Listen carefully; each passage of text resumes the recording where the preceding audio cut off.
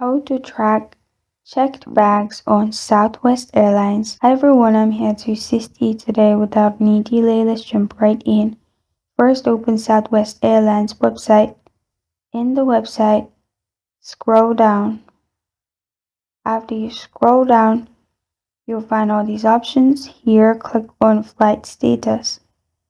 After you click on flight status in here, it will lead you to this page. Here, click on search by flight. After you've clicked on search by flight, here add your flight number and press on search.